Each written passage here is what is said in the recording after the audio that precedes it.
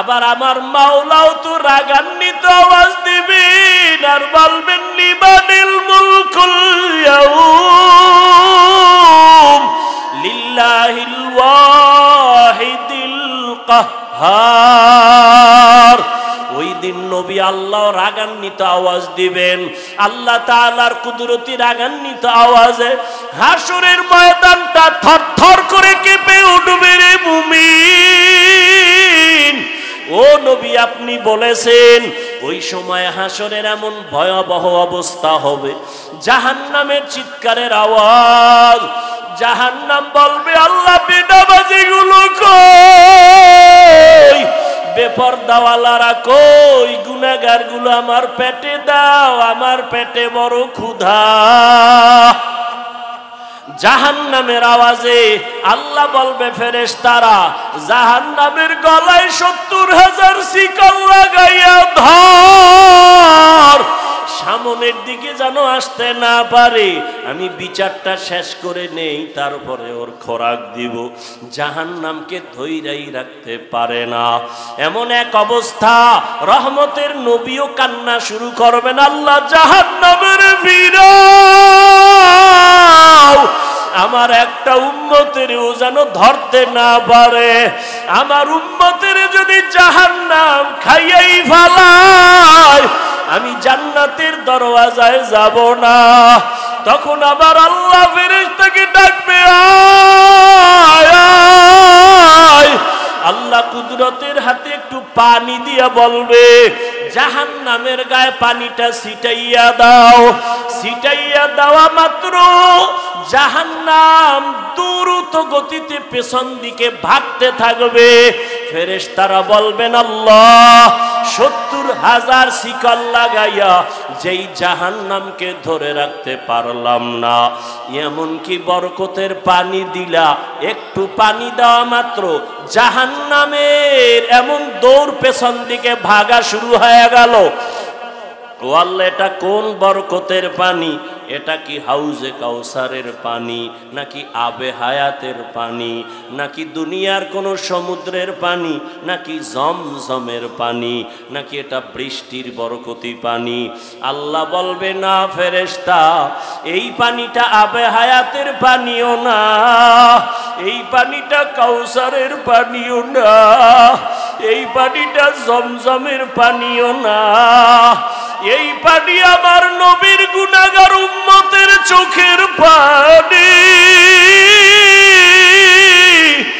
ওই বাংলাদেশ মাঠের মধ্যে আমার মাওলার আশিকেরা বসে বসে কান্না করেছে, গুনাহগারেরা বেনামাজিরা চোখের পানি ছেড়ে কান্না করেছে আর বলছে ও দয়ার মালিক, জীবনে শয়তানের ধোকায় কত নামাজ ছাড়লাম, কত বেপরদায় চললাম, ও আল্লাহ জীবনে কত দাড়ি কাটলাম, আর জীবনে নামাজ ছাড়বো না, আর দাড়ি কাটবো না, বেপরদায় চলবো না। ওই আমার নবীর গুনাহগার উম্মতের চোখের পানি। ও বেনামাজি বাবারা, ও আমার কলিজার যুবক, টুপি মাথায় দিয়েছি জাহান্নামের আগুনের ভয়, নামাজ পড়ি, পর্দা করি, হালাল খাই, কই আমরা তো না খাইয়া মরিয়া যাই নাই, সম্মান আমাদের কমে নাই। তোমার মতো কত যুবক স্কুল কলেজে পড়িয়াও তো নামাজ ছাড়ে না, দাড়ি কাটে না। বলো বাবা তোমরা কেন পারো না? তোমার মতো যুবক চাকরি করে, ব্যবসা করে, দাড়ি কাটে না, নামাজ ছাড়ে না, কেন তুমি পারবা না? তোমার মতো যুবক দোকানদারি করে, নামাজ পড়ে, শ্রমিকের কাজ করে, নামাজ পড়ে, তোমার মতো যুবক গাড়ি চালায়, নামাজ ছাড়ে না, বলো তুমি কেন পারবা না? ও পর্দার আড়ালের মা বোনেরা, আপনার মতো কত মা, কত বোন নামাজ পড়ে, পর্দা করে, মোবাইলে সময় নষ্ট করে না। ও আমার বেনামাজি বাবারা, দাড়ি কামানেওয়ালা বাবারা, ওই আল্লাহর কোরআনটাকে কি মিথ্যা মনে করছো? নবীর কথা মিথ্যা মনে করেছো? না না, তোমার অন্তর যদি বলে সত্য, গুনাহগারের জন্য জাহান্নাম তাও সত্য। এখনো পায়ে হাত রেখে বলি, একটু তওবা করে আমার আল্লাহকে গোপনে ডাক দাও, আর বলো, হে দয়ার আল্লাহ, এই জীবনে কত দাড়ি কাটলাম, নামাজ ছাড়লাম, বেপরদায় চললাম, আজকে থেকে তওবা করলাম, আর নামাজ ছাড়বো না, বেপরদায় চলবো না, আর নবীর তরিকার বাইরে চলবো না, আর দাড়ি কাটবো না, মা বাবার সাথে বেয়াদবি করবো না, উলামায়ে কেরামের দোয়া নিয়া, শিক্ষকের দোয়া নিয়া নবীর তরিকায় চলবো। তওবা করার মতো যদি অন্তর তৈরি হয়, হায়াতের মালিক আল্লাহ, রিজিকের মালিক আল্লাহ, ইজ্জতের মালিক আল্লাহ, মনটাকে বুঝাও যে তোমার মতো যুবক জেনারেল লাইনে থাইকাও যদি নামাজ পড়ে তুমি কেন পারবা না। তওবা করার মতো যদি নিয়ত হয়, মনে মনে আমার আল্লাহকে বলো, আর 2 ফোঁটা চোখের পানি ছেড়ে কান্না করো, আর বলো, আল্লাহ তোমার দরজা ছাড়া আর কোনো দরজা নাই। গুনার কারণে দিলটা শক্ত, চোখে পানি নাই। ওরে কান্না যদি না আসে, চেষ্টা করো, দেখো কার চোখে পানি, হাতটা বাড়ায়া কান্নাওয়ালার থেকে দোয়া নিও, মা বাবার দোয়া নিও, আর তওবা করো, আর আল্লাহকে বলো, আর নামাজ ছাড়বা না, দাড়ি কাটবা না, বেপরদায় চলবা না, মা বাবার দোয়া নিয়া, আলেমের দোয়া নিয়া, নবীর তরিকা মেনে চলবা, মুরব্বির দোয়া নিয়া চলবা। তওবা করার মতো যদি নিয়ত হয়, 2টো হাত আমার আল্লাহকে দেখায় দাও।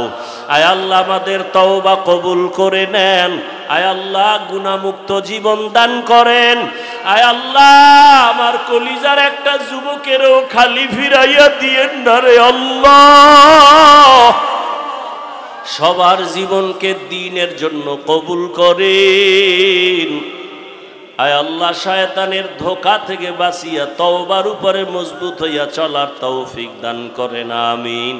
আলহামদুলিল্লাহি রাব্বিল আলামিন, والصلاة والسلام على سيد الأنبياء والمرسلين وعلى آله وأصحابه أجمعين يا أرحم الراحمين يا أرحم الراحمين يا أرحم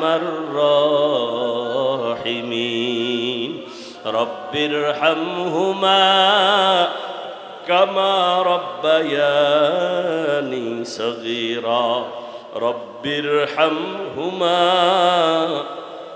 كما ربياني صغيرا اللهم إنك عفو كريم تحب العفو فاعف عنا اللهم إنا نسألك رضاك والجنة ونعوذ بك من سخطك والنار اللهم اكفناهم بما شئت اللهم إنا نجعلك في نحورهم ونعوذ بك من شرورهم إنا كفيناك المستهزئين اللهم إنا نعوذ بك من البرص والجنون والجذام وسيء الأسقام দয়ার মালিক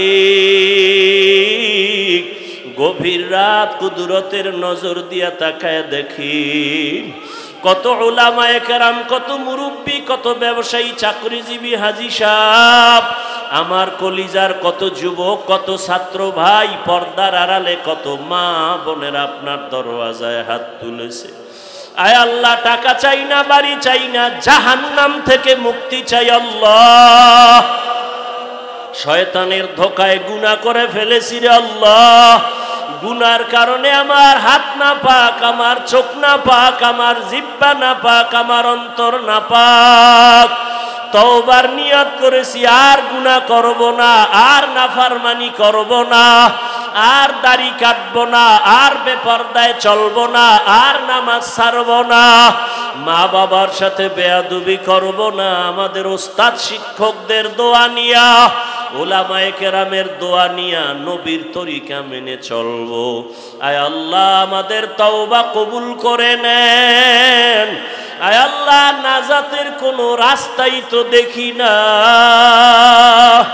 মনে হয় যেন গুনার কারণে আমি জাহান্নামের আসামি। আয় আল্লাহ দুনিয়াতে সূর্যের গরম সহ্য করতে পারি না, গুনাহ নিয়ে কবরে গেলে জাহান্নামের গরম কেমনে সহ্য করব? একটা মশার কামড় সইতে পারি না, জাহান্নামের আযাব কেমনে সহ্য করব? একটা বেতের বাড়ি সইতে পারি না, দুই পার্শ্বের মাটির চাপ কেমনে সহ্য করব রে আল্লাহ। আয় আল্লাহ যত তওবা করি আবার শয়তানের ধোকায় পড়ে ভেঙ্গে ফেলি। এ জীবনে না করিলাম বন্দেগি, গুনাহ করে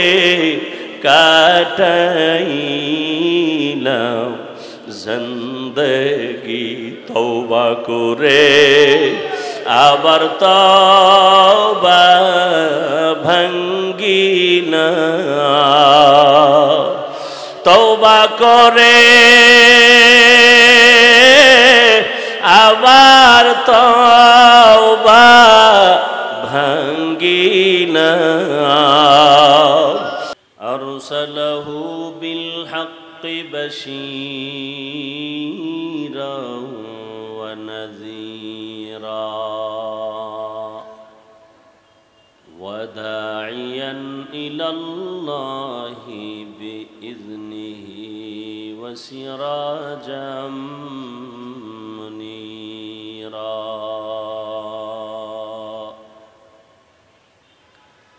اللهم صل على محمد النبي الأمي وعلى آله وسلم تسليما.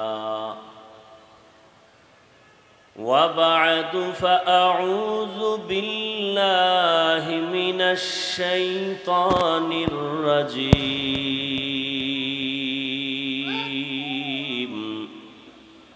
بسم الله الرحمن الرحيم. يا أيها الذين آمنوا استعينوا بالصبر والصلاة إن الله مع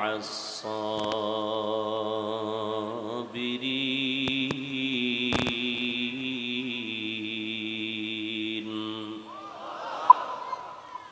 وقال النبي صلى الله عليه وآله وسلم من يرد الله به خيرا يصب منه أو كما قال النبي عليه الصلاة والسلام. صدق الله مولانا العظيم وصدق رسوله النبي الأمي الكريم ونحن على ذلك من الشاهدين والشاكرين والذاكرين والحمد لله رب العالمين. سبحانك لا علم لنا إلا ما علمتنا إنك أنت العليم الحكيم. رب اشرح لي صدري ويسر لي أمري واحلل عقدة من لساني يفقه قولي. सूरज ने दिया अपनी शुआओं को ये पैगाम, सूरज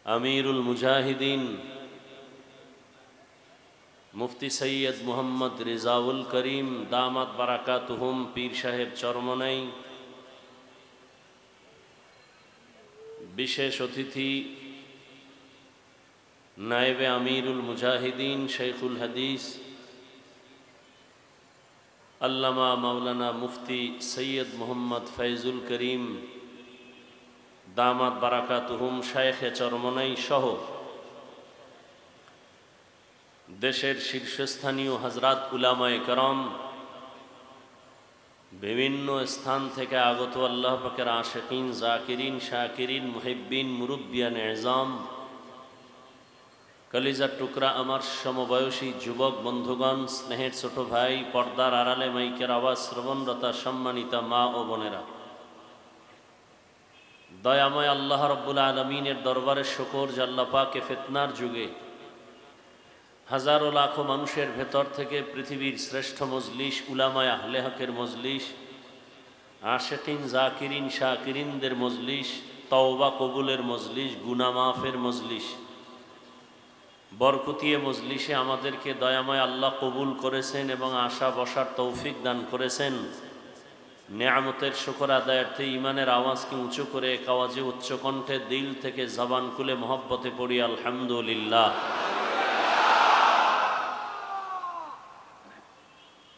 দরুদ সালাম সৈয়দুল মুরসালিন রহমতুল্লিল আলমিন শফিউল মুজনিবিন খাতামুন নবিয়্যিন সৈয়দুস সাকালাইন ইমামুল মুরসালিন শফিয়ে আজম রসুল আকরাম রহমতে আলম নবীউল আরব আল আজম হাবিবে কিবরিয়া আশরফুল আম্বিয়া সৈয়দুল আম্বিয়া শফিয়ে মাহশর সাকিয়ে কৌসর আকাए नामदार मदीना का ताजदार आफताब नबूवत फ़ख्र मौजूदात सैयदुल मखलूक़ात हज़रत मुहम्मदुर रसूलुल्लाह सल्लल्लाहु अलैहि व आलिहि वसल्लमेर उपর সর্বোপরি শুকর যাদের অক্লান্ত পরিশ্রমের মাধ্যমে আজ সুন্দর আয়োজন, সময়, পরামর্শ, অর্থ দিয়ে দোয়া করে উপস্থিত হয়ে মাইক, লাইট, প্যান্ডেলের ব্যবস্থাপনার মাধ্যমে সহযোগিতা যারা করেছেন, এলাকার যুবক, বৃদ্ধ, ব্যবসায়ী, শ্রমিক, চাকুরিজীবী, বিভিন্ন শ্রেণী পেশার মানুষ, মুজাহিদ ভাইয়েরা,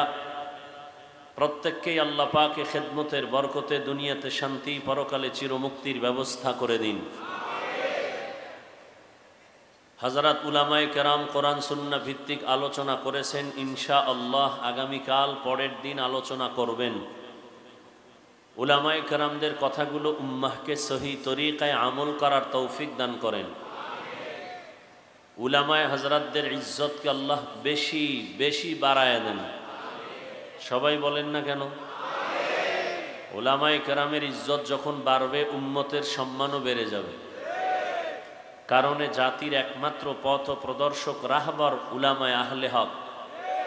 কিয়ামত পর্যন্ত আর কোনোদিন নবী আসবেন না, উম্মত চাইলেও নবী পাবে না। সাহাবায়ে কেরামও আসবেন? বলেন, আসবেন না। নবী নবুয়তের দরওয়াজায় তালা লাগায়া মদিনাতুল মুনাওয়ারায় কিয়ামত পর্যন্ত জিন্দা অবস্থায় থাকবেন, নামাজের হালাতে আল্লাহ পাকের মারিফতের মজা নিবেন।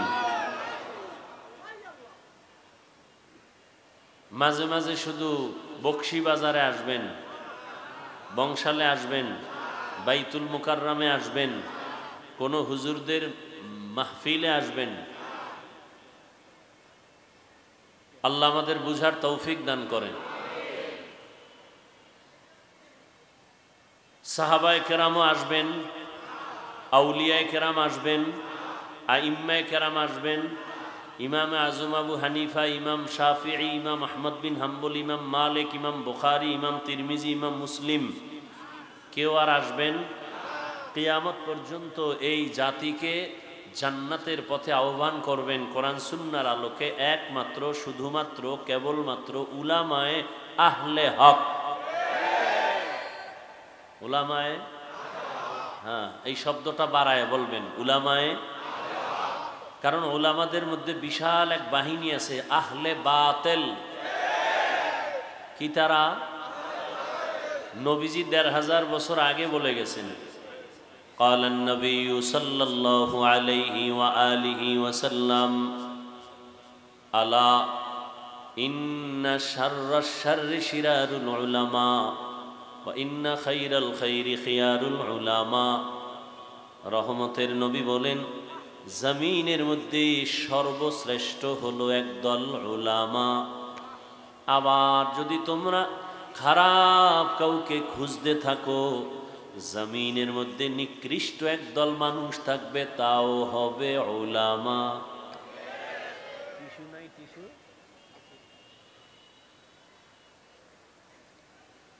ভালো করে বুঝেন, জমিনের মধ্যে শ্রেষ্ঠ হবে একদল উলামা। এ কথাটা সেকেন্ডের মধ্যে বিবেক ধরে ফেলেছে, ঠিকই সত্য কথা। কারণ যে আলেম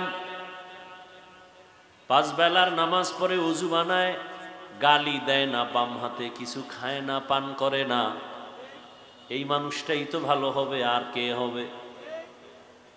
মেনে নিলাম, অন্তর কবুল করেছে, সব থেকে দামি উলামা হবে, কারণ তাদের কাছে কোরআনের আলো আছে, আমার কাছে কোরআনের আলো নাই।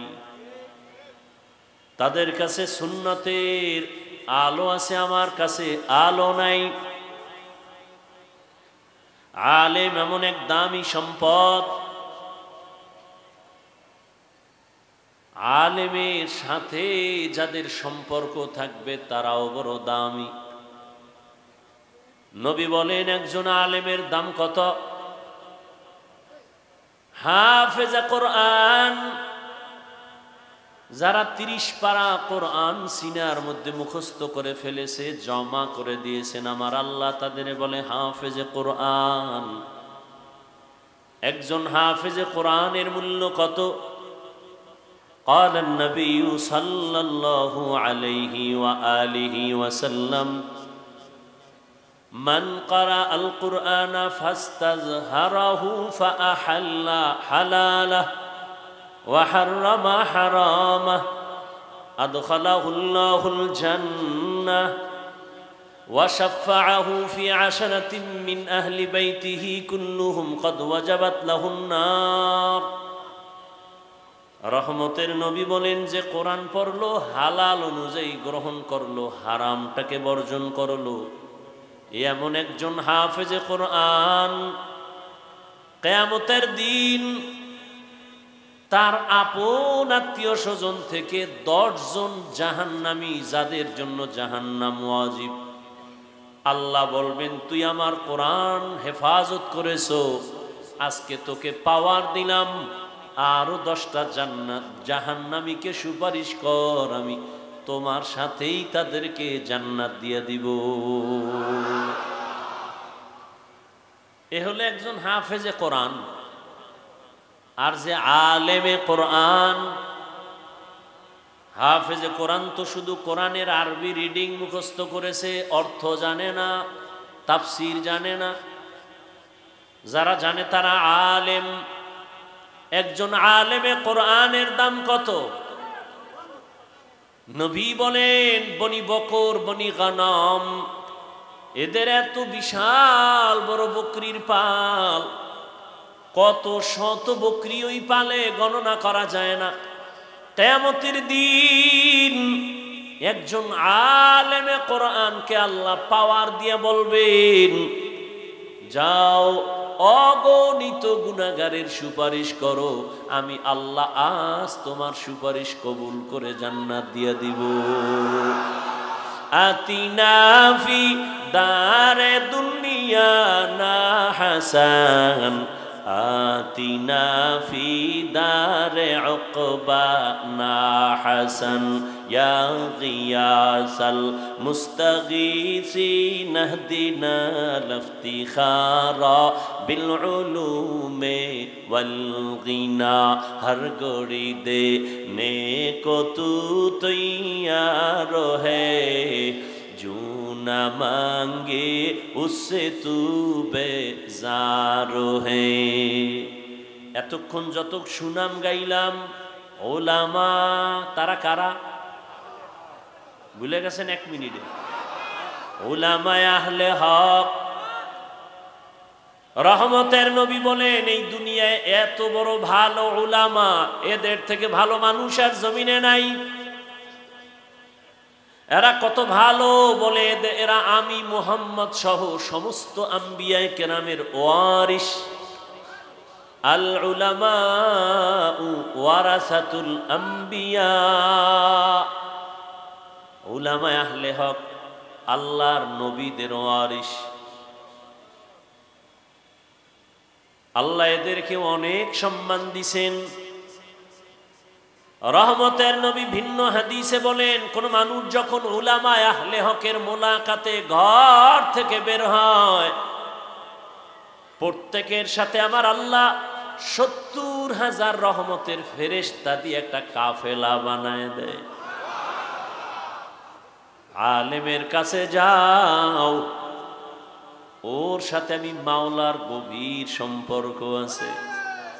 ইলমে রা'এজাজু করদান বেহিসাব, খলকে রাদাদান জওয়াবে বাসওয়াব, হক না দারাত দোস্তে খলকা জারে রাহ, নিস্তে ই খসলত একে দিন দারে রাহ। খারাপ লাগে? কয় হুজুর বয়ান করেন, ফার্সি কবিতা টবিতায় কি কেউ বুঝে? এগুলো না বললে হয় না? এরকম ছিদ্রান্বেষণকারী বন্ধু আছে না নাই? তাহলে এখানে তো কোরআনের আরবিও বুঝে না বহু মানুষ, তাহলে কি কোরআনের আয়াত পড়াও বাদ দিব? হ্যাঁ, হ্যাঁ, দিনের প্রত্যেকটা কথা তুমি বুঝো আর না বুঝো, কানের মধ্যে আওয়াজ যাবে, এর মধ্যে একটা বরকত আছে, দিলের বড় একটা তাসাল্লি আছে। আর এই কথাগুলো তো আমি ব্যক্তি নাপাক, ব্যক্তির না, সরকার একটা ঘোষণা দিছে। এখন তো রেডিও আছে, টিভি আছে, সেন্টার আছে, সাংবাদিক আছে, পত্রিকা আছে। এমন একটা সময় এদেশের কোনো কঠিন ঘোষণা যদি হতো, গ্রামে জানায় দিত, তারা টিন পিটায় পিটায় চৌকিদারেরা বলতো এই ঘোষণা দিলাম সবাই মানো। ঠিক নি? চৌকিদার ঘোষণা দেয় রাত্র ৮টার পরে কোনো দোকান যেন খোলা না থাকে, মানুষ যেন বাহিরে হাঁটা চলা না করে। জালেম আর সন্ত্রাসীদের উৎপাত বেড়ে গেছে। এখন কোন নেতা, কোন মাস্তান যদি বলে তোর মতো ফকিন্নি চৌকিদারের কথা আমি কেন শুনবো, তোর কথা শোনার আমার সময় নাই বলিয়া যদি চৌকিদারের উপরে খেপে যায়, মারে, আঘাত করে, সাথে সাথে সরকারবাদী মামলা হয়ে যাবে। বলবে সরকার কেন মামলা দিবে, আমি তো চৌকিদারকে ধমক দিছি। না, কথাটা চৌকিদারের না, কথা সরকার প্রধানের, কিন্তু স্পিকার বানাইছে চৌকিদারের স্পিকার। কথা বলতেছি আমি, স্পিকার থেকে কথা বের হয়, যদিও কথা আমি একটা স্পিকার থেকে বের করছি, কিন্তু কথাটা আমার না। আমার আল্লাহ বলেছেন, রহমতের নবী বলেছেন, রহমতের নবীর কথাই চলতেছে, স্পিকার হইয়া এক এক আলেমের জবান থেকে বের হচ্ছে। অতএব কথা আমি গরিব মানুষ বলি, নগণ্য গোলাম বলি, কথা তো নগণ্য না, কথা আমার আল্লাহর কথা, রহমতের নবীর। যে নবীর চেহারার দিকে একটা নজর দিলে জাহান্নামের আগুন হারাম, যে নবীর চেহারা মোবারকে একটা মোহাব্বতের নজর দিলে পেটের ক্ষুধা থাকে না। কেমন আমার মায়ার নবী, যে নবী রাস্তা দিয়া হাঁটতেছেন, গাছের দুই পার্শ্বের গাছ নত হয়ে নবীরে সালাম জানায়। নবী যেখানে কদম দেন মাটির উপরে, ওখান থেকে নবী চলে গেছেন, কিন্তু দীর্ঘদিন ওখান থেকে মিশকের ঘ্রাণ।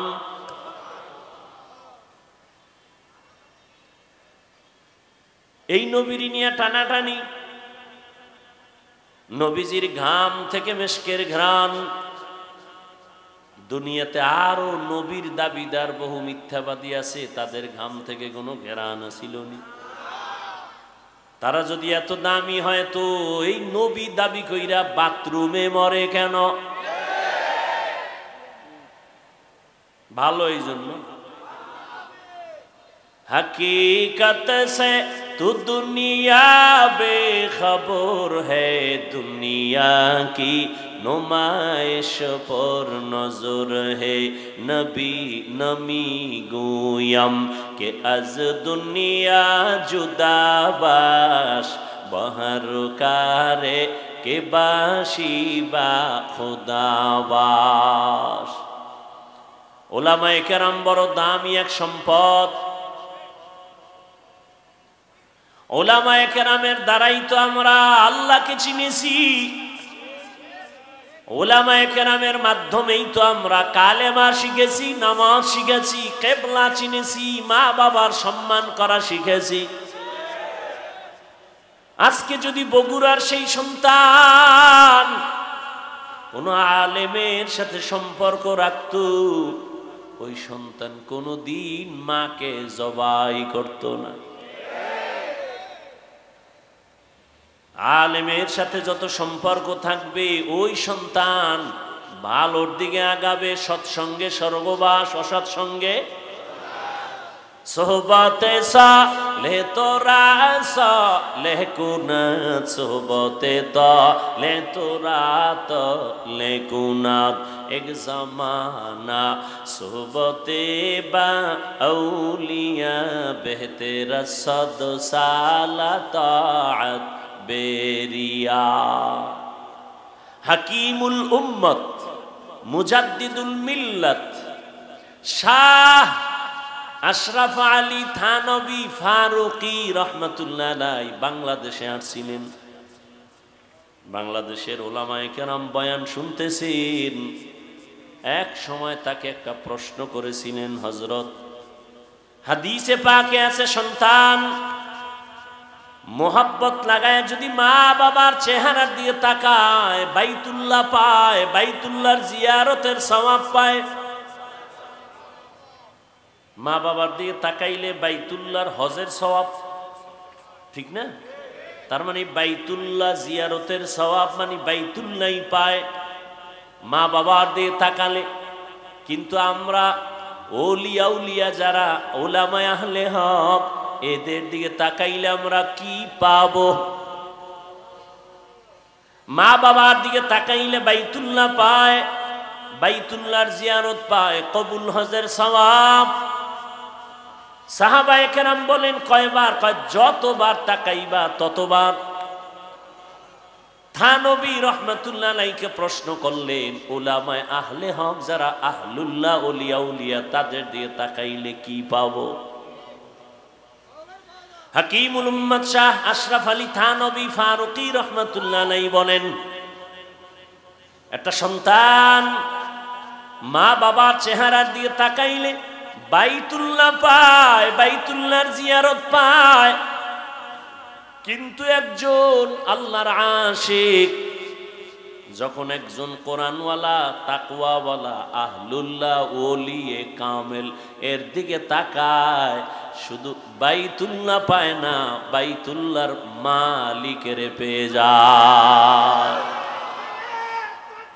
সোহবতে সালে তোরা সালে কুনাত, সোহবতে তালে তোরা তালে কুনাত। এক জমানা সোহবতে বা আও বেহতেরা সদ সালা তাআত বেরিয়া।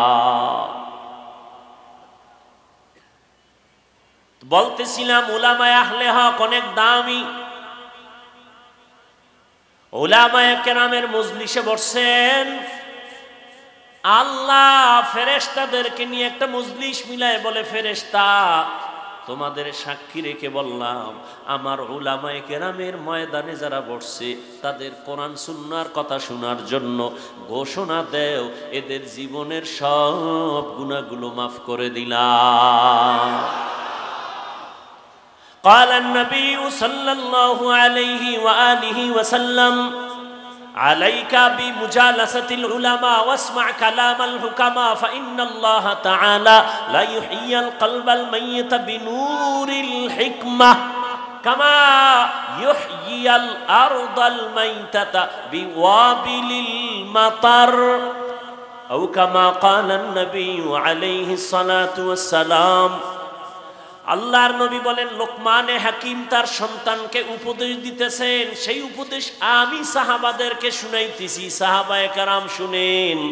উলামায়ে কেরামের মজলিসের দাম কত, কোরআনের ইলমওয়ালাদের মজলিসের দাম কত, যারা কোরআন সুন্নাহর ইলমওয়ালাদের মজলিসে বসো, আল্লাহর নবী কয় বৈশা তাদের হিকমতপূর্ণ কথা যদি শুনো, যদি দিলের কান লাগায় শুনো, আমার আল্লাহ সবার মুর্দা দিলটাকে জিন্দা দিলে পরিণত করে দিবে। এখন যে বুঝে না দিলটা মরা আবার জিন্দা কেমন, এটা যে বুঝে না তারে কেমনে বুঝাবো?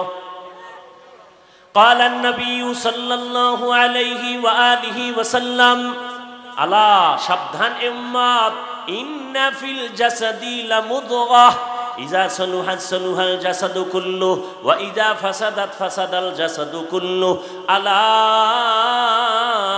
ওয়া হিয়াল কলব। রহমতের নবী বলেন প্রত্যেকটা মানুষের ভেতর একটা গোশতের টুকরা আছে আল্লাহর দেওয়া, এটার নাম কলব।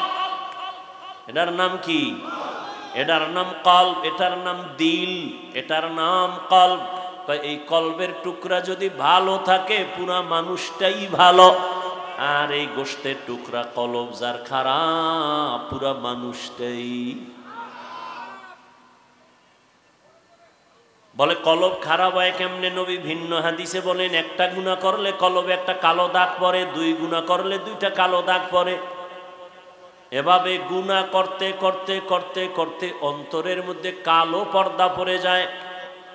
এবার আমার চশমার আয়নাটা সাদা, যখন কালো চশমা দিয়ে আমি বসবো তখন দেখবো সাদা বাতি সব কালো, সাদা কাপড় কালো। আসলে বাতি কালো না, সমস্যা আমার চোখের ভেতরে। জমিনের ভিতরে কোরআনের বয়ান ভালো, উলামায়ে আহলে হক ভালো, ওয়াজ মাহফিল ভালো, মাদ্রাসা ভালো, মসজিদ ভালো, পীর মুরিদি ভালো, চরমনাই ভালো, উজানি ভালো, বাহাদুরপুর ভালো, জৈনপুর ভালো, বাহাদুরপুর ভালো, ফুরফুরা ভালো, নানুপুর ভালো, হাটহাজারি ভালো, লালবাগ ভালো, মালিবাগ ভালো, মাদ্রাসা ভালো, উলামায়ে কেরাম ভালো। যারা বলে ভালো না ভালো না ভালো না, আসলে ওদের কলব বড় খারাপ। তুকু যাও সুন্নতে আহমদ কুজা বা মুহাম্মদ কৈবুয়দ নিসবতরা মান আহাব্বা সুন্নতি কৌলে রসুল মজদায়ে কানা মাই হাম কুন কবুল। নবীজি বলেন উলামায়ে কেরামের মজলিসে বসলে মুর্দা দিল কি হয়? দিল কিন্তু দুনিয়াতে আসার সময় জিন্দা ছিল, তাজা ছিল। قال النبي صلى الله عليه وآله وسلم ما من مولود إلا يولد على الفطرة فأبواه يهودانه أو ينصرانه أو يمجسانه إلى آخر الحديث। নবী বলেন যত সন্তান ভূমিষ্ঠ হয় তার কলবের গোশতের টুকরা থাকে স্বচ্ছ, পরিষ্কার, পবিত্র। মা বাবা ওই সন্তানকে খারাপ বানায়, মূর্তি পূজারি বানায়, অগ্নি পূজারি বানায়, গায়রুল্লাহর গোলাম বানায়। মা বাবা কে বানায়? বাচ্চা তো আমার ঘরে আছে, আপনাদের ঘরেও আছে, সবার ঘরের বাচ্চা হাসে না কাঁদে? কথা বলেন না কেন? কাঁদে। আমরা বাচ্চা কানলে কোনোদিন তো পুতুল কিনা দেই নাই। আর তোমার বাচ্চা কান্না করতেছে, তুমি বাজার থেকে দৌড়ায় গিয়ে একটা পুতুল কিনা দিছো বাচ্চার হাতে। নবী বলেন মা বাবা সন্তানেরে খারাপ বানায়, এজন্য কিয়ামতের দিন সব সন্তানেরা আল্লাহর আদালতে মা বাবার বিরুদ্ধে মামলা দায়ের করবে। ও দয়ার মালিক, আমি দাড়ি কাটি নাই, নামাজ সারি নাই, আমার আব্বা আম্মা আমারে নামাজের তালিম দেয় নাই, আমার আব্বা আম্মারে ধরো। আল্লাহ সূরা আহজাবের ৬৭ নম্বর আয়াতে বলেন রব্বানা আতা'না সাদাতানা ওয়া কুবারানা ফাআদাল্লুনাস সাবিলা। মামলার আয়াত পেশ করবে, মামলা দিয়ে দিছে। এবার আল্লাহ কইব তোরে বুদ্ধি দিছিলাম নি? হ্যাঁ দিছি না। বিবেক দিছিনি? হ্যাঁ। কুত্তা শুয়ারের তো দেই নাই ভালো মন্দ যাচাই করার জন্য, হক আর না হক বন্ধ বুঝার জন্য গরুরে আকল দেই নাই। গরুরে যদি দিতাম এটা হক এটা বাতিল, তাহলে মালিকের দেখাইতো, অন্যের ফসলে মুখ লাগাইতো না। আমি তো কোনটা ভালো কোনটা খারাপ, কোনটা হালাল কোনটা হারাম এটা বুঝার জন্য মেধা তো মানুষকেই দিয়েছি। এরপরও যদি মানুষ হালালটা পাইলেও খায় হারামটাও খায়, গরুর মতো ভেদাভেদ না করে, আল্লাহ কয় তোর থেকে গরু অনেক ভালো, তুই গরুর থেকে খারাপ, তুই গরু না, গরু না, গরুর থেকে। আল্লাহ কোরআনে সূরা আরাফ 9 পাড়ায় বলেন ওয়ালাকাদ জারানা লি জাহান্নামা কাসীরাম মিনাল জিন্নি ওয়াল ইনস লাহুম কুলুবুন লা ইয়াফকাহুনা বিহা ওয়া লাহুম আ'য়ুনুন লা ইউবসিরুনা বিহা ওয়া লাহুম আযানুন লা ইয়াসমাউনা বিহা উলাইকা কাল আনআমি বাল হুম আদাল উলাইকা হুমুল গাফিলুন।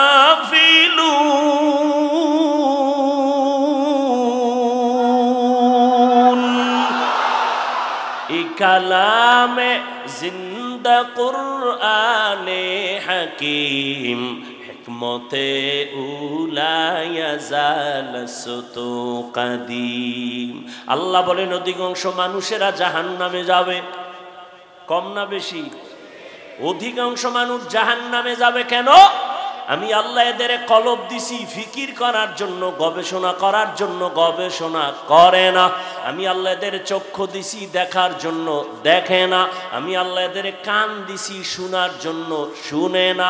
তাহলে কি চশমা দিয়ে আটকায়? কয় না, যা শুনতে বলছি তা শুনে না। আমি কান দিছি কোরআনের আওয়াজ শুনবি, মা বাবার আওয়াজ শুনবি, আজানের আওয়াজ শুনে মসজিদে যাবি। আমি আল্লাহ চক্ষু দিলাম, মা বাবার চেহারা দেখবি সওয়াব। চক্ষু দিলাম, আল্লাহর কোরআন দেখবি সওয়াব, বাইতুল্লাহ দেখবি সওয়াব, উলামায়ে আহলে হক দেখবি সওয়াব, আল্লাহর বানানো আসমান দেখবি সওয়াব, আর আল্লাহর মোহব্বত নিয়ে আল্লাহরে সেজদা দিবি সওয়াব। বান্দা তুই চোখ দিয়া সারা রাত মোবাইলের দিকে তাকাইয়া কবিরা গুনাহ, কবিরা গুনাহ, কবিরা গুনাহ করো। আল্লাহ কয় উলাইকা কাল আনআম, এটা চতুষ্পদ জানোয়ারের মতো। কয় বালহুম আদল, না তার থেকেও খারাপ। উলামায়ে কেরামের মজলিসে বসলে দিল কি হয়? জিন্দা হয়। কেমন জিন্দা? নবী উদাহরণ দেয় কামা ইউহয়িল আরদাল মাইতাতা বিওয়াবিলিল মাতার। যেমনি ভাবে সূর্যের গরম তাপে জমিনটা শুকাইয়া ফেটে যায়, লাঙ্গল চলে না, ট্রাক্টর চলে না, চাষাবাদ চলে না, ফসল উৎপাদনের ক্ষমতা থাকে না, ঠিক ওই জমিনের মধ্যে আমি আল্লাহ মুহূর্তে রহমতের বৃষ্টি দিয়া নরম বানায় দেই। যেই জমিন এতক্ষণ একটু আগে লাঙ্গল চলে নাই, চাষাবাদ চলে নাই, ফসল হয় নাই, বৃষ্টির পানি পায় জমিন পুরা তাজা হয়ে গেছে। এখন ফসল উৎপাদন হয়, এখন চাষাবাদ চলে, লাঙ্গল চলে, ট্রাক্টর চলে। ওরে আল্লাহর গোলাম, আমি তোরে দুনিয়ায় তো একটা সুন্দর পবিত্র অবস্থায় তোমারে দুনিয়ায় পাঠাইছিলাম।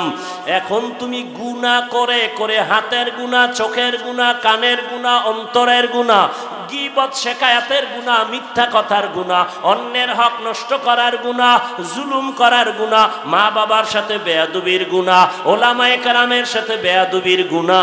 এই গুনাহ করে করে তোমার কলবটা ওই সূর্যের তাপের মতো মাটি যেরকম ফেটে যায়, তোমার অন্তরটা ভেঙ্গে ভেঙ্গে টুকরা টুকরা হয়ে গেছে। এখন নামাজের ফসল উৎপাদন হয় না, রোজার ফসল উৎপাদন হয় না, জিকিরের ফসল কলব গ্রহণ করতে চায় না, জিকির গ্রহণ করতে চায় না, পাগড়ি নামের ফসল তোমার অন্তর কবুল করতে চায় না, মেসওয়াকের আমল তোমার অন্তর কবুল করতে চায় না। আখিরাতের চাষাবাদের জন্য কলব এখন দুর্বল। তাই আলেমদের মজলিসে যদি অন্তরকে দুর্বল করে বসো, আমি আল্লাহ কুদরতে রহমতের বৃষ্টি যখন বর্ষণ করব, সিনার মধ্যে গিয়া ধাক্কা লাগতে থাকবে, ধাক্কা লাগতে থাকবে, ধাক্কা লাগতে থাকবে। একজনার সিনায় যখন রহমত আসবে, ওখান থেকে আর একজনার সিনায় লাগবে, আর একজনার সিনায় লাগবে, লাগতে লাগতে লাগতে লাগতে অন্তরটা কেমন যেন তাজা তাজা এক ভাব।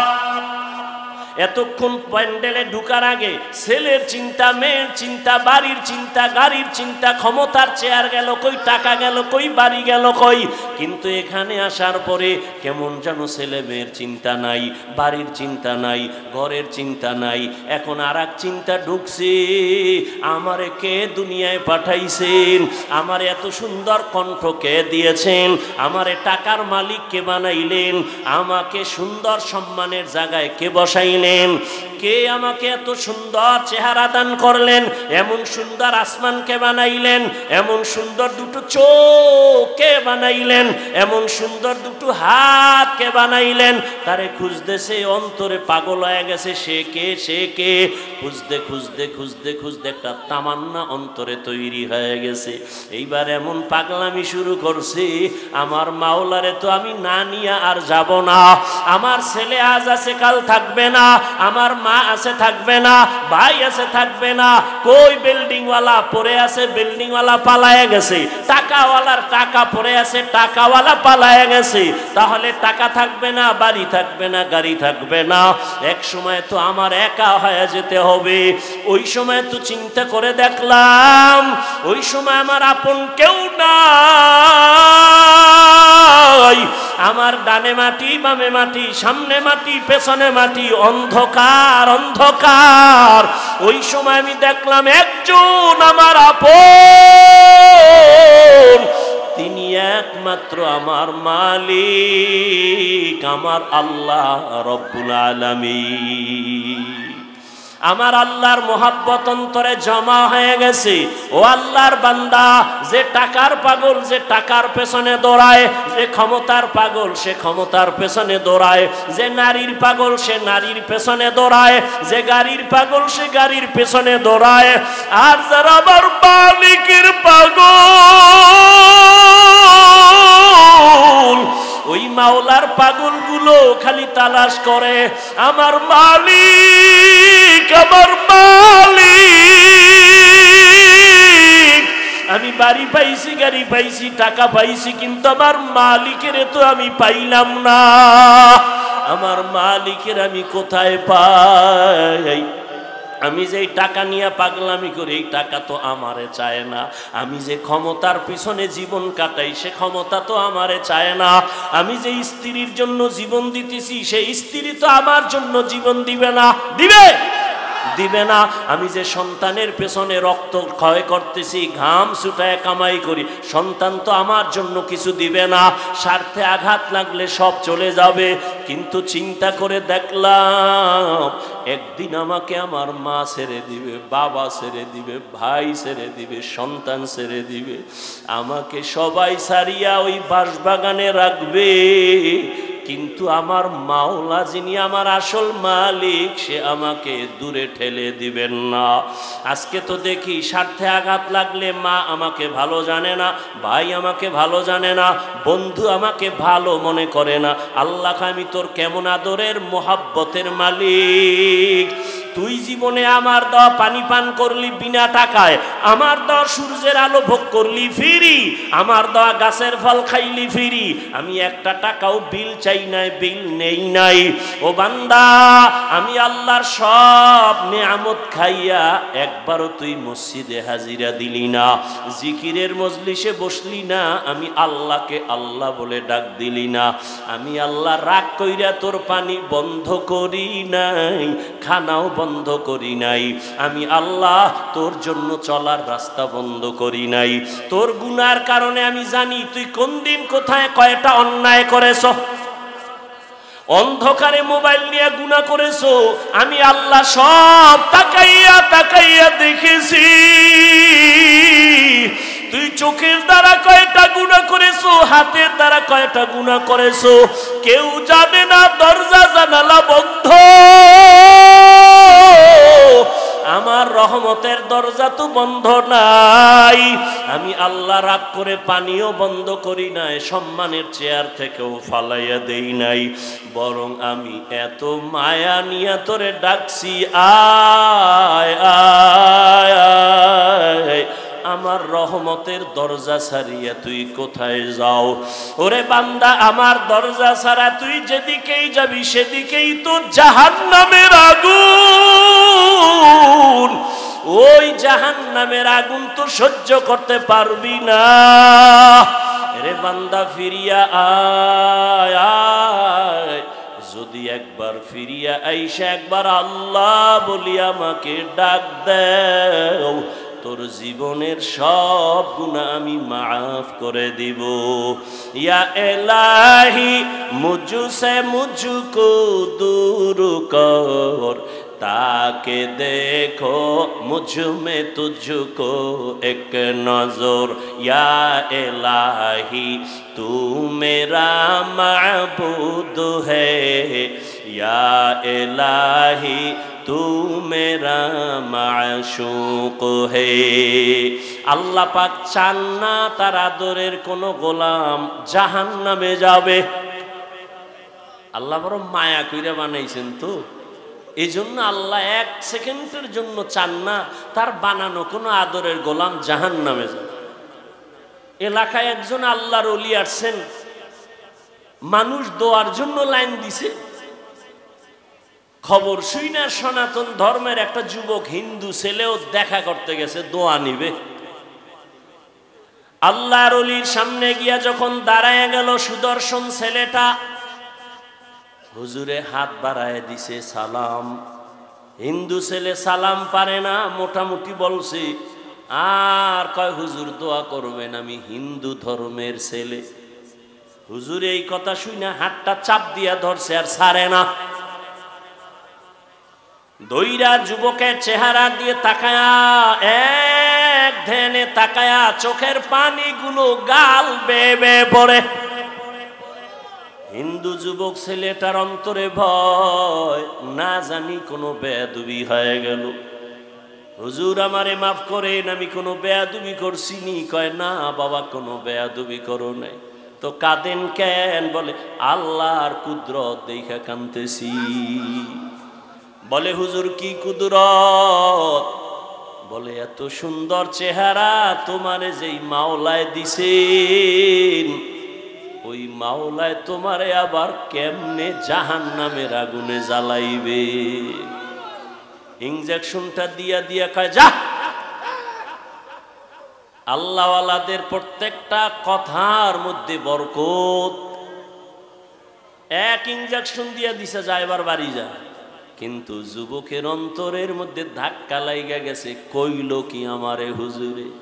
বাড়ি যাইয়া একা একা চিন্তা করতে করতে পাগলের মতো, আসলেই তো, আরে জাহান্নাম কেন?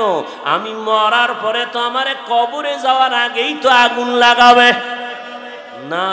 এত সুন্দর চেহারা আমি আগুনে জ্বালাইতে চাই না। একটা দৌড় মারিয়া আবার আল্লাহওয়ালার দরবারে গিয়া হাজির। আল্লাহর ওলি কয় হুজুর দয়া করে আমারে মাফ করে দেন, আর আমারে তওবা পড়ায়া দেন। কালেমার রশি আমার গলায় লাগায়া দেন, আমি আর জাহান্নামের পথে এক সেকেন্ডের জন্য চলতে চাই না। আরে আমি তো মরলেই দুনিয়াতে আমার মুখে আগুন দিয়া দিবে, আমি দুনিয়ার আগুনও চাই না, জাহান্নামের আগুনও জ্বলতে চাই না। হুজুর আমাকে তওবা পড়ায়া কালেমাওয়ালা মুসলমান বানায়া দে। উলামায়ে আহলে হকের মজলিসে বসার দ্বারা মানুষের মরা দিল জিন্দা হয়ে যায়। এই জন্যই তো বলি, যারা বলে আমরা ওলিয়া উলিয়া মানি না, উলামায়ে কেরাম চাই না, ওরা বাতিল, ওরা ধোঁকাবাজ, ওদের দুনিয়াও বরবাদ আখিরাতও বরবাদ। এই যারা দুনিয়া দুনিয়া জিকির করে, আল্লাহর জাত ও সিফাতের কসম, যারা নামাজে দাঁড়াইয়াও দুনিয়া, দোকান, সক্ষমতা, এই সেই, আমি তো হিসাব পরিপূর্ণ করে দেখছি, ওরা দুনিয়াও পায় না আখিরাতও না। এ দুনিয়া দুনিয়া দুনিয়া কইরা কইরা পালাইছে, জুতা নেওয়ার টাইম নেই, পাইছে দুনিয়া। তো এই ক্ষমতার লাভ কি যে পলাইতে হবে? এই ক্ষমতার পিছনে দৌড়ায় লাভ কি যে ফুলের মালার পরে জুতার মালা? এই 10তলা বিল্ডিং এর বাহাদুরি করে লাভ কি যে বিল্ডিং এ ঘুমানের কপাল হবে না? ওই কোটি কোটি টাকা ব্যাংকে রেখে লাভ কি যে টাকা আমি ভোগ করতে পারবো না? তাহলে দুনিয়া দুনিয়া কইরা না পাইলো দুনিয়া, না পাইলো আখেরাত। আর যারা আখেরাত আখেরাত করে, এরা ইনশাআল্লাহ আখেরাত তো পাবেই, দুনিয়ায় যা পাবে বোনাস। আমরা আখেরাত আখেরাত কইরা চলতে গিয়া কি না খাইয়া মইরা গেছি? মহামারী করোনায় চাকরি নাই, ব্যবসা নাই, দোকান বন্ধ, চাকরি বন্ধ, ট্রেন বন্ধ, ব্যবসা বন্ধ, ফ্যাক্টরি বন্ধ, সব স্কুল কলেজগুলো বন্ধ। কিন্তু খবর নিছেননি, কোরআনের একটা মাদ্রাসাও বন্ধ হয় নাই। বন্ধ হইছে? কোন হুজুর কি না খাইয়া ঢাকার শহরে ভিক্ষা করেছে? কষ্টে যদিও জীবন কাটাইছে, কিন্তু গভীর রজনীতে আমার মাওলার সাথে কথা বলছে। অতিও গভীর হয় রজনী যখন, নীরবে প্রভুর নাম জপিও তখন। প্রভুর করুণা যদি পাইবারে চাও, গভীর রাতে উঠে প্রভুর গুণগান গাও। আমার আল্লাহ চান না কেউ জাহান্নামে যাবে, এক সেকেন্ডের জন্য চান না। কিন্তু এটাও সত্য, কোন মুমিন ছাড়া কোন বেঈমান জান্নাতে যাবে না। আল্লাহ কাউকে জাহান্নামে দিতে চান না, এই জন্যই তো সবার নামে জান্নাতে বাড়ি লেখা আছে। দ্বিতীয়ত তওবার দরজা খোলা। কেন? কয় তুই জীবন ভর গুনাহ করছো, 50 বছর লাগাইয়া গুনাহ করে করে পাহাড় বানাইছো, আর আমার কাছে যদি একবার বলো মাফ করে দাও, তোর 50 বছরের জীবনের সব গুনাহ 1 সেকেন্ডে মাফ করে দিব। তবে আমার কাছে মাপ চাওয়া লাগবে। ইয়া আইয়ুহাল্লাযীনা আমানুস্তাঈনু বিস-সাবরি ওয়াস-সালাহ। আল্লাহ বলেন, হে মুমিন, সাহায্য কামনা কর 2 জিনিসের মাধ্যমে, ধৈর্য আর নামাজ। কেন? কয় আমি আল্লাহ ধৈর্য ধারণকারীর বন্ধু হয়ে থাকি। নবীজি বলেন, লা মাইয়ুরিদিল্লাহু বিহি খাইরান ইউসিব মিন। আল্লাহ যাকে বেশি আদর করেন, ভালোবাসেন, তাকে মুসিবত দিয়া পরীক্ষা নেন। আল্লাহ বেশি মায়া করছেন নবীদেরকে, তাদের পরীক্ষাও বড় কঠিন। আইয়ুব আলাইহিস সালামের কঠিন পরীক্ষা, ইউনুস নবীর কঠিন পরীক্ষা,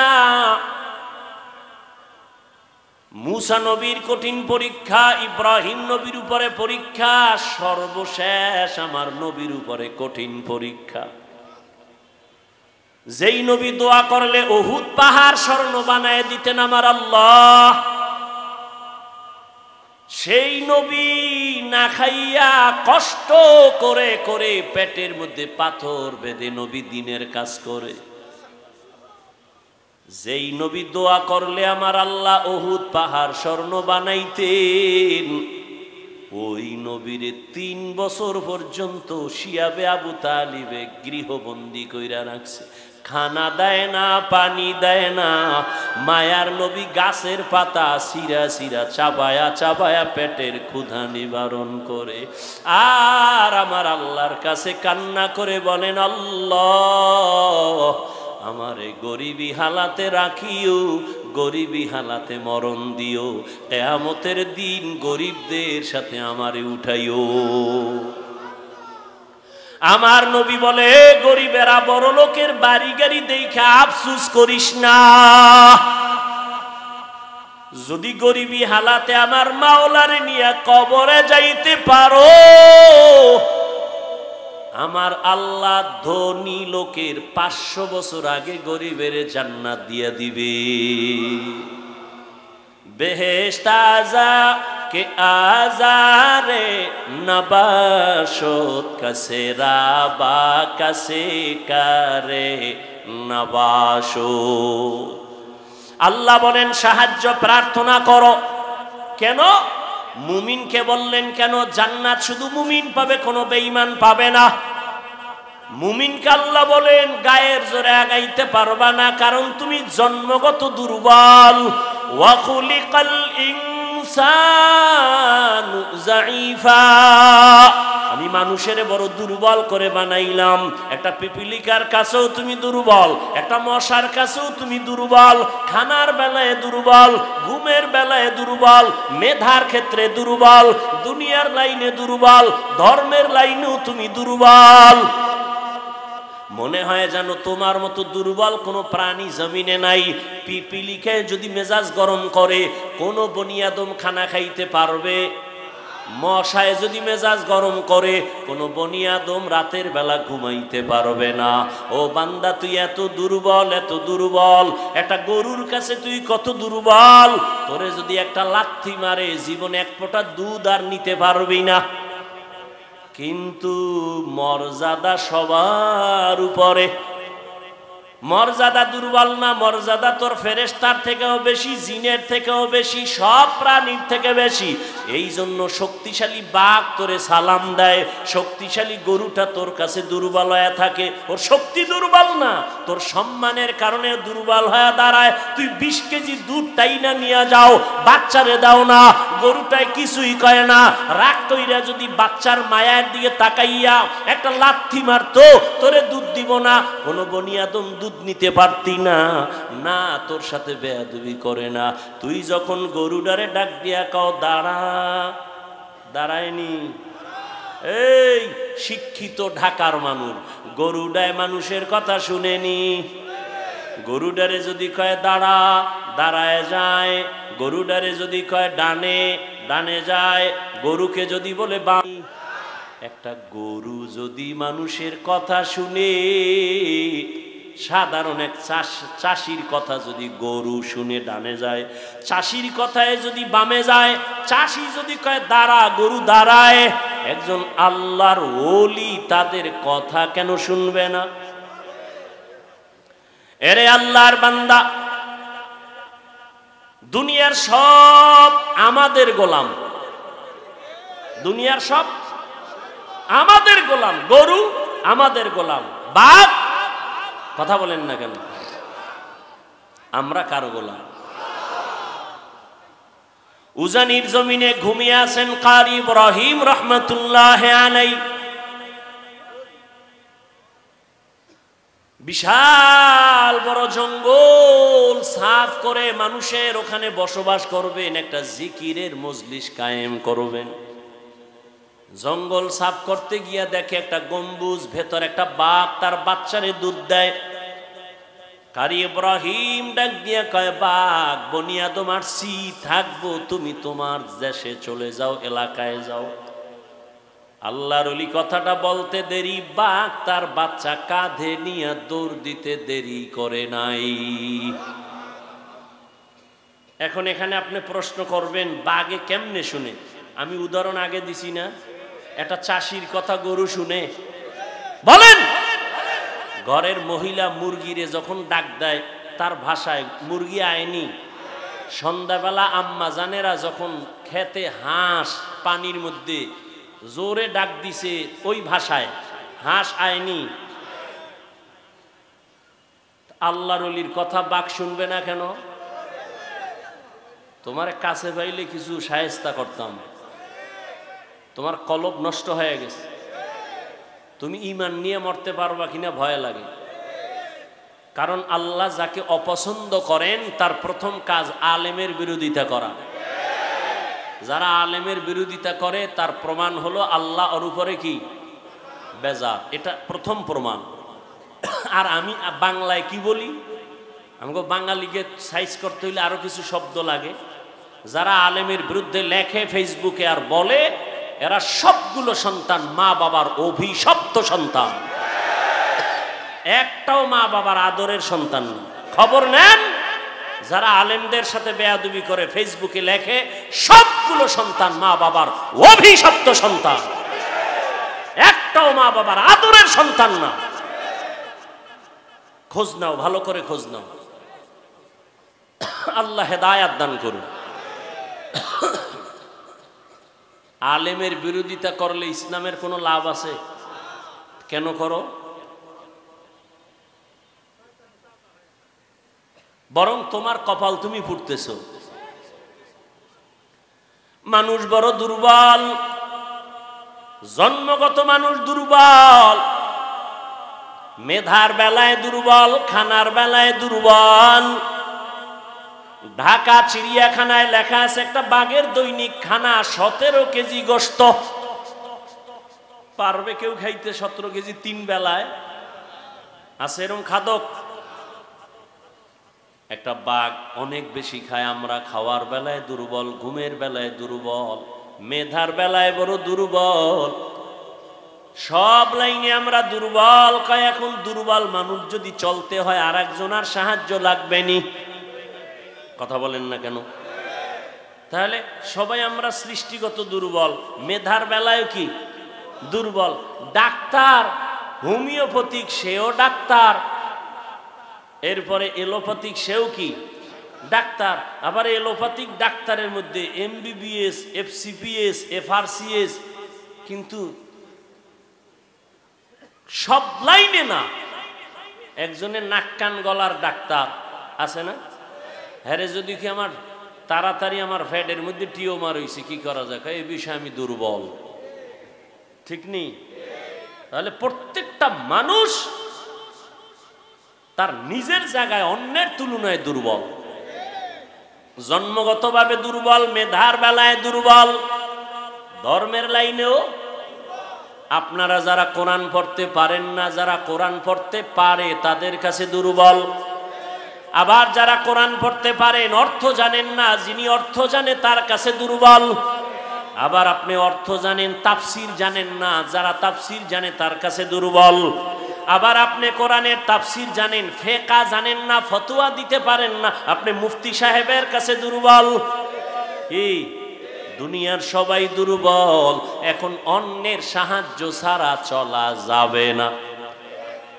আবার জান্নাতের পথে যাব, পথটা চিনিও না, কত ভেজাল। একদিকে আমরা দুর্বল, আবার জান্নাতে যে যাব সেই পথও চিনি না। আবার সেই জান্নাতে যাওয়ার পথটার মধ্যেও ভেজাল। 3 দল শয়তান আমারে ব্যারিকেড দিয়া রাখছে, মানুষ শয়তান, জিন শয়তান, নফস শয়তান, ঠিক নেই? এতগুলো ঝামেলার মধ্যে জান্নাতের পথে আগাবো কেমনে? আল্লাহ কয় সাহায্য চাও। কয় কার কাছে সাহায্য চাইবা? কয় যার মধ্যে 3টা দুর্বলতা নাই। কয়টা? 1 নাম্বার, যার কোনো পিছু টান নাই, পিছনে যার কোনো কি নাই। যেমন আমগো পিছু টান আছে না, সামনে আগাইলে আমার ছেলে কয় আব্বু দেও, মেয়ে বলে আব্বু দেও, বউ বলে স্বামী দাও, আম্মা জান কয় ছেলে দাও, আব্বা জানে বলে দাও। যত সামনে আগাই তত পেছনে চাই না। আমগো উজানি ভরছি তো। এই আপনারা এরকম করেন কেন? অশেষ ভাল লাগে না? মোনাজাত দিয়ে দিই। আমনে বাসায় যাইতে জরুরত, আমার জরুরত নাই। গেলে একসাথে যাই, আমিও সাইরে দিই, চলি বাসায় যাই।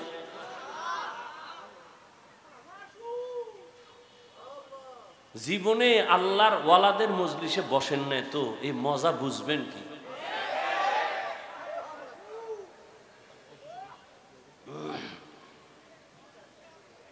আল্লাহ হেদায়াত দান করুন। উজানি আমাদের এক বড় শাইখুল হাদিস ছিলেন, খুব মজা। তো ওয়াজে দাওয়াত দিছে বরকতের জন্য। তো টাইমের প্রায় 8টা, মানে টাইম যা ছিল 1-2 ঘন্টা লেট করে এরপরে গেছে। ওয়াজে উঠা রস করে, রস মজাক কয় আমি দেরি হয়ে গেছে আসতে বাসার থেকে, আমারে 8টা দেওয়ে ভাইছে। দেওভরি কই না আমরা, দেওভরি। আরে ভাই কথা বলেন। হুজুর আমারে 8টা দেয় পাইছে, দেও পাইছে, দেও পাওনে দেরি হয়ে গেছে। আমারে কয় দেওয়ে পাইছে। কারণ সবাই তো বুঝছে হুজুরে শাইখুল হাদিস, এরে ভরিতে ভাই, জিনে ভাই, বুতে ভাই, দেওয়ে ভাই। হুজুরে কয় না, দেও পাইছে মানে 8টা দেও কি? বউ কয় দেও, এই দেওয়ে আমার 5 মিনিট গেছে। ছেলে কয় দেও, এই দেওয়ে গেছে আরো 5 মিনিট। মাইয়া কয় দেও, এরম কয় দেও। 8টা দেও দিতে দিতে আমার 1 ঘন্টা 2 ঘন্টা লেট হয়ে গেছে। তাহলে জমিনের মধ্যে এমন একজন বান্দা, আল্লাহ বলেন সাহায্য লাগবেই, সাহায্য ছাড়া চলা যাবে। তাহলে যেই চোরার ঘরের চোরা কয় আমি একা একা জান্নাতে যাব, আমার আলেম লাগে না, পীর লাগে না, ও জীবনে জান্নাত পাইব? জীবনে সম্ভব না। আমি স্পষ্ট ঘোষণা দিচ্ছি, পিছনও দিছে, আজও দেই।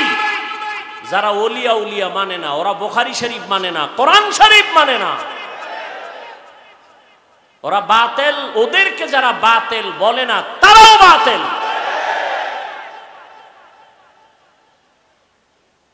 আল্লাহ হেদায়াত দান করুন। এমন একজন থেকে সাহায্য চাও, সাহায্য লাগবেই লাগবে, এ কথায় সবাই একমত। এখন সাহায্য কার থেকে নিবেন এই বিষয় সিদ্ধান্ত নেন। যার মধ্যে 3টা দুর্বলতা নাই তার থেকে সাহায্য নিতে হবে। 1 নাম্বার দুর্বলতা, যার পেছনে টান নাই।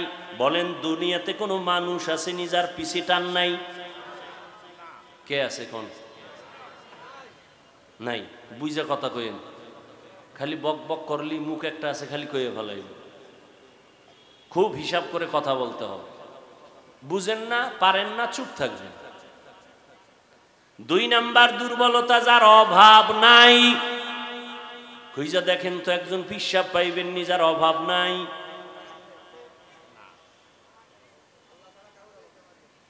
দুনিয়াতে এমন একজন নেতা পাইবেন নি অভাব নাই।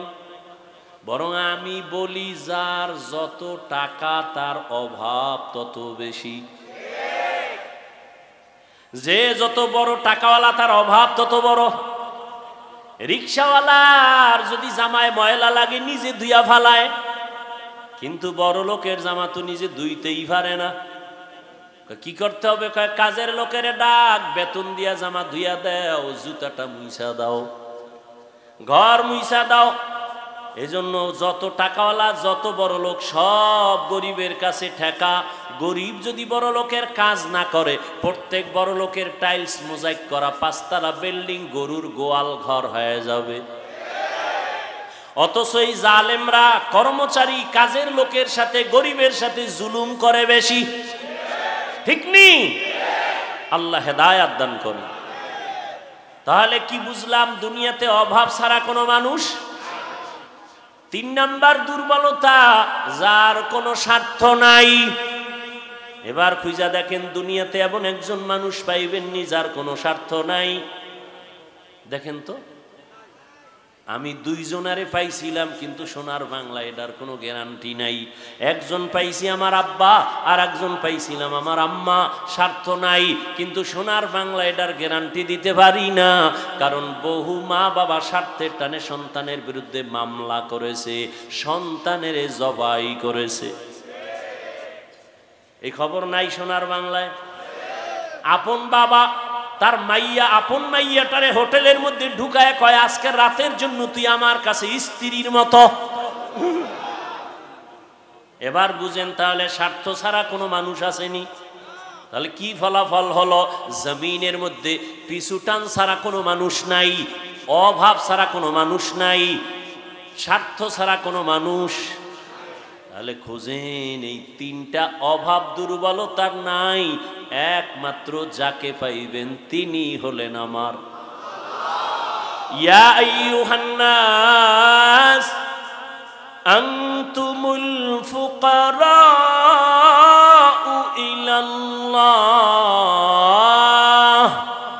ওয়াল্লাহু হুয়াল গনিয়্যুল হামিদ।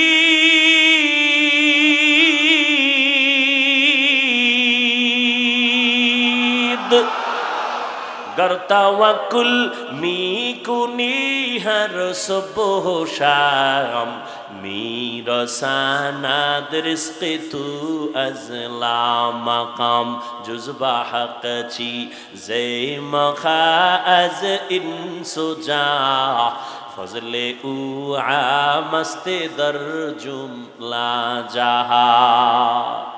সাহায্য চাবো, আল্লাহ কয় দুনিয়ার মানুষ আমি একমাত্র প্রশংসিত ধনী, তোমরা সবাই ফকির। ধনীকে আরো জোরে বলেন।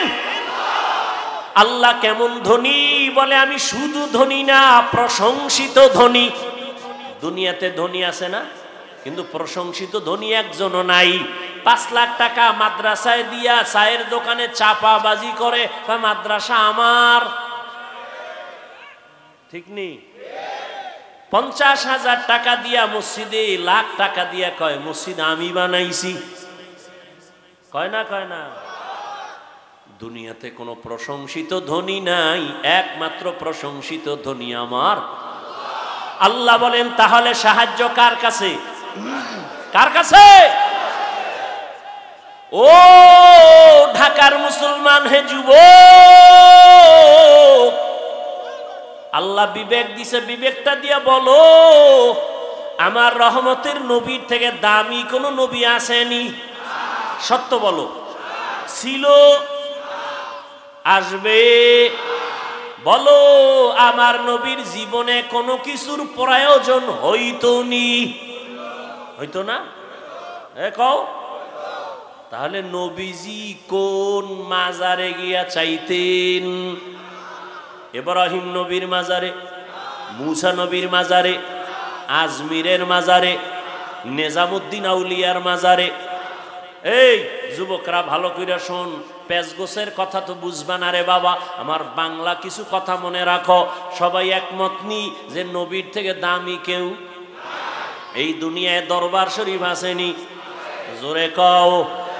বলো মদিনার দরবার থেকে দামি দরবার নাম কি? আজমিরের দরবার মদিনার থেকে দামি? মাইজবান্ডারের দরবার, আড্রসির দরবার, দেওয়ানবাগের দরবার, চন্দ্রভাড়ার দরবার, এনায়েতপুরের দরবার, খানজাহান আলীর দরবার, আমানত শাহর দরবার। তাহলে মদিনার দরবার থেকে দামি কোন দরবার? সত্য কথা না মাইনা নে বাবা, তুই মানো না মানো স্বীকার কর। নবীর থেকে কোনো দামি ব্যক্তি, মদিনার দরবার থেকে দামি কোন দরবার? দুনিয়াতে মাজার আসেনি? মাজার। বলো নবীজির মাজার থেকে দামি মাজার কোনটা? ইব্রাহিম নবীর মাজার, ইসমাইল নবীর মাজার, খাজা মঈনুদ্দিন চিশতি আজমিরির মাজার, শাহজালাল শাহপরানের মাজার, শাহ মাখদুমের মাজার, আমাদের বাগেরহাটে খানজাহান আলীর মাজার, শাহ আলী মিরপুরের মাজার, গোলাপ শাহর মাজার না, আমানত শাহর মাজার, বাইজিদের মাজার। একমত নি মদিনার নবীর মাজার থেকে দামি কোনো মাজার নাই? সবাই একমত? বলো বলো সেই নবীর মাজারে গরু জবাই হয় কয়টা? মোমবাতি জ্বলে কয়টা? ওই মাজারে সেজদা চলে কয়টা? নবীর দরবারে আর মাজারে নারী পুরুষ এক জায়গায় বইয়া ঢোল বাজায়া জিকির করে কয়দিন? ভালো করে বুঝো, দুনিয়াতে মদিনার দরবার থেকে আর একটা দরবারও নাই, মদিনার মাজার থেকে দামি কোনো মাজার নাই। অতএব শিক্ষা নাও রে যুবক, মদিনার দরবারে আর মাজারে যা চলবে না, দুনিয়ার দরবারে আর মাজারেও তা চলতে দেওয়া হবে না।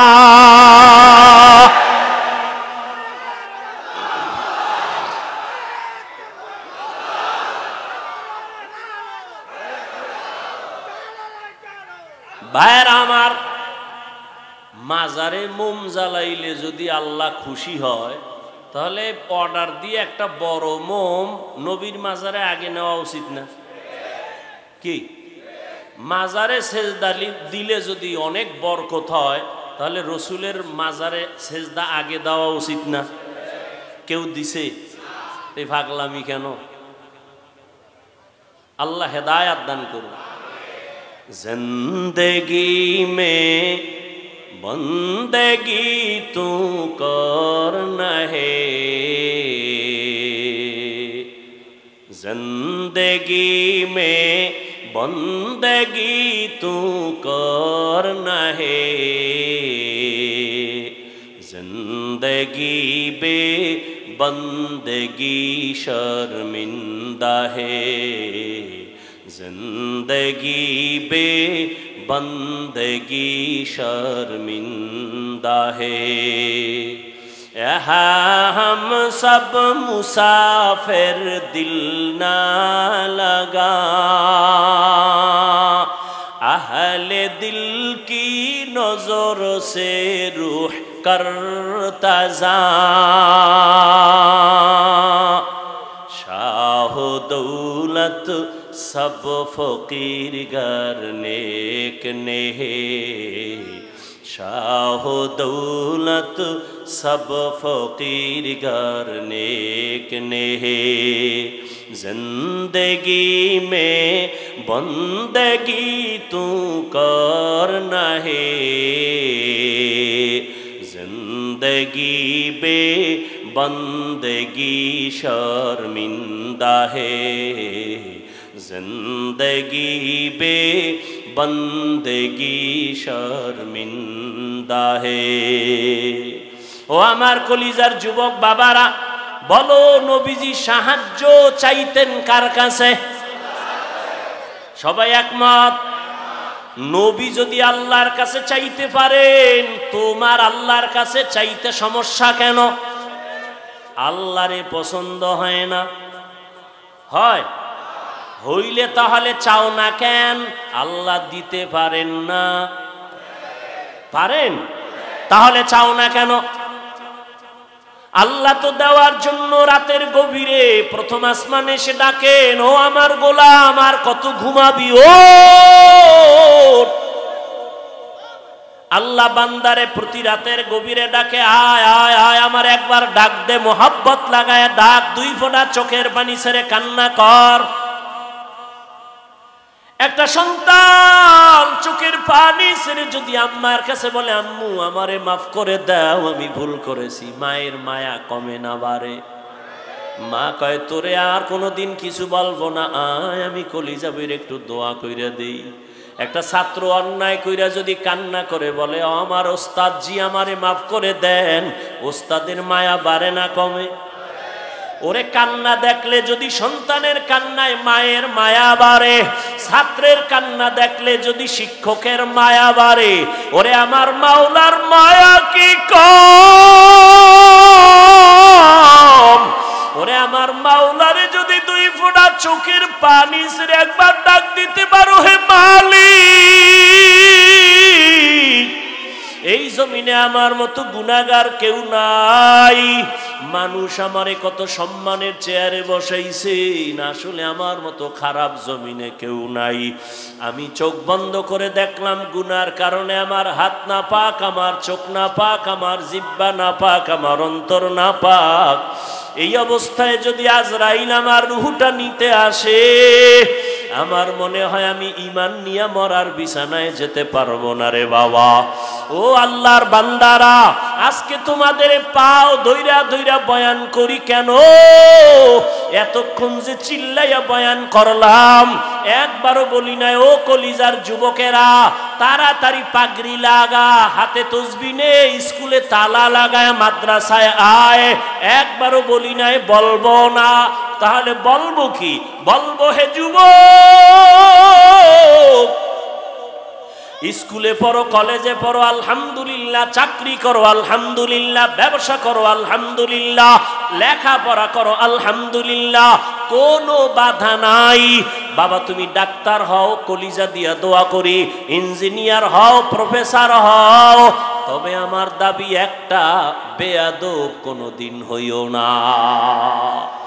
তোমার আচরণে কোনোদিন যেন মা বাবা কষ্ট না পায়, তোমার ব্যবহারে কোনোদিন শিক্ষক যেন কষ্ট না পায়, তোমার ব্যবহারে কোনোদিন যেন মুরব্বী উলামায়ে কেরাম কষ্ট না পায়। জীবনে আদর্শ নিয়ে ডাক্তার হও, তোমার সম্মান থাকবে সবার উপরে, তোমাকে সবাই মাথায় সম্মান নিয়ে চলবে। কিন্তু ডাক্তার হইয়া যদি আদর্শ ঠিক রাখতে না পারো, ডাক্তার হইলেও তাসলিমার মতো জুতার বাড়ি খায়া পালানো লাগবে।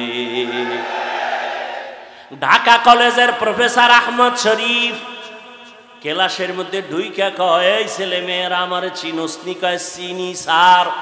নাম কি জানো নি? কয় জানি। বল। কয় বেয়াদবি হবে। কয় শোন, আমার নাম আহমদ শরীফ, আমি ঢাকা কলেজের প্রফেসর। শোন, এত জীবন শুনছো কোরআন শরীফ, হাদিস শরীফ, মক্কা শরীফ, মদিনা শরীফ, আজকে থেকে শুনে রাখ, মক্কা শরীফ লাগবে না, মদিনা শরীফ লাগবে না, হাদিস শরীফ লাগবে না, কোরআন শরীফ লাগবে না, আজকে থেকে আমি আহমদ শরীফ যথেষ্ট। মরার আগে ছেলে মেয়েকে বলে গেছিল, আমি মরার পরে কবর বিশ্বাস করি না, আমি মইরা গেলে কবরে তোরা দাফন করবি না। ঠিকই ওই নাস্তিক বেঈমানের কবরে দাফন করা হয় নাই, সন্তানেরা দেহটা দান করে দিছে হসপিটালে, ওর কপালে কবরও নাই। এই প্রফেসর হইয়া লাভ নাই রে বাবা। সম্মানের একটা ডাক্তার হও, ইঞ্জিনিয়ার হও, প্রফেসর হও, মানুষ যেন তোমার কলিজা দিয়া দোয়া করে। এই জন্য লাগবে তোমার সুন্দর চরিত্র, আদব নিয়ে চলবা, মা বাবার দোয়া নিয়ে চলবা, উলামায়ে কেরামের দোয়া, শিক্ষকের দোয়া ছাড়া আগাইতে পারবা না। তোমার জীবনের সফলতার এক নাম্বার দোয়া মা বাবা, জীবনের সফলতার দ্বিতীয় দোয়া শিক্ষকের দোয়া লাগবে। আমার আব্বা আম্মা আমাকে দোয়া করছেন, আল্লাহ আমাকে ভালো বানাইছেন, কিন্তু এই চেয়ারে বৈশা বয়ান করা আমার আব্বা আমাকে শিখান নাই, আম্মা আমাকে শিখান নাই, আমাকে হাতে কলমে দইরা দইরা আমাকে কথা শিখাইছেন, লেখা শিখাইছেন, বলা শিখাইছেন আমার শিক্ষক। অতএব শিক্ষকের অবদান ভুলার মতো না। যদি খবরদার, মা বাবার দোয়া আল্লাহর কসম তোমার জীবনের সফলতার চাবি, শিক্ষকের দোয়া তোমার জীবনের সফলতার চাবি, ওলামায়ে কেরামের দোয়া সফলতার চাবি। ঠিক এর বিপরীতে মা বাবার বরদোয়া তোমার জীবনের জন্য আগুন, ওস্তাদের বরদোয়া তোমার জীবনের জন্য আগুন, ওলামায়ে কেরামের বরদোয়া তোমার জীবনের জন্য আগুন। আজকে বাংলাদেশে যত ঝামেলা দেখতেছো, আলেমদের সাথে বেয়াদবির ফলাফল।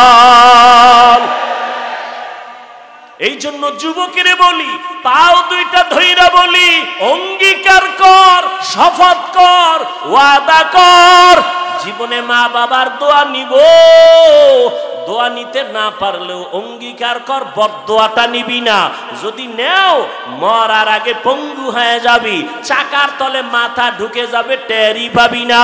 শিক্ষকের দোয়া নিবি, যদি নাও পারো অঙ্গীকার কর, কোনোদিন শিক্ষকের বদদোয়া নিবা না।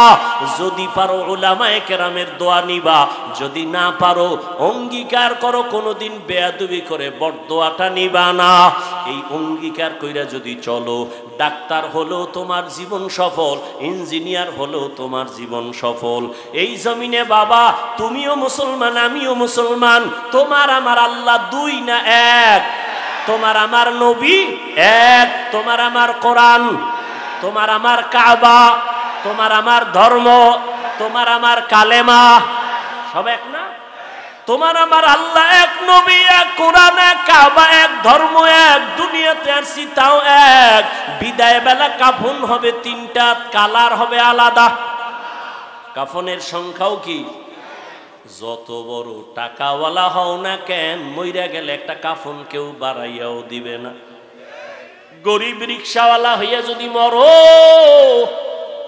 একটা কাফন কেউ কমাইয়াও দিবে না।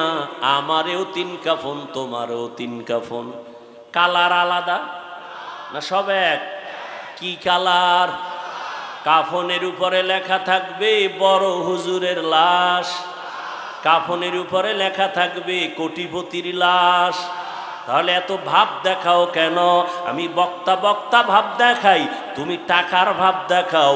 যত ভাব দেখাই না কেন, সাদা কাফনে যেদিন ঢুকবো ওদিন সব বাহাদুরি শেষ হয়ে যাবে। কবরের সাইজও হবে এক, কবরে রাখার পরে প্রশ্ন হবে 3টা, তাও এক। নাকি আপনাদের প্রশ্ন আলাদা? কে স্কুলে পড়ে, কে কলেজে পড়ে, কে মাদ্রাসায় পড়ে, কে হুজুর না, কে ডাক্তার, কে রোগী, কে ইমাম, কে মুক্তাদি, কে পীর, কে মুরিদ। সবার বেলায় প্রশ্ন 3টা। রবের পরিচয় দাও, ধর্মের পরিচয় দাও, রাহমাতুল্লিল আলামিনের পরিচয় দাও। নবীজি বলেন এই 3টা প্রশ্নের জবাব যে দিবে তার জন্য কবর হবে রওজাতুম মির রিয়াজিল জান্নাহ। আর এই 3টা প্রশ্নের জবাব যারা দিতে পারবে না তাদের কবর হবে হুফরাতুম মিন হুফারিন নার। যারা জবাব দিবে তাদের জন্য ভালো, দিতে পারবে না কপাল খারাপ। এখন পারবে কারা? আমরা হুজুরেরা। কি হুজুর হইয়া কবরে জবাব দিতে পারবো গ্যারান্টি? আরে আমরা হুজুর কেন? রহমতের নবীর হাতে করা সাহাবা, 10 জন সাহাবা জান্নাতের টিকিট পাইছেন হাতে, পাইছেন না? তারা কত দামি, তাদের নামাজ কত সুন্দর, তেলাওয়াত কত সুন্দর, জিকির কত সুন্দর, তেলাওয়াত রোজা কত সুন্দর। এই যে জান্নাতের টিকিট পাইয়াও তারা জীবন ভর শুধু কান্না কান্না কান্না কান্না। রহমতের নবী বলেন আমি রাতের বেলা আমার হুজরায় আম্মা জান আয়েশার হুজরায় আমি ঘুমায় গেছি, আমার অন্তর ঘুমায় না। হঠাৎ রাতের গভীরে শুনি কান্নার আওয়াজ। রাতের গভীরে কে আমার মসজিদে কে কাঁদে?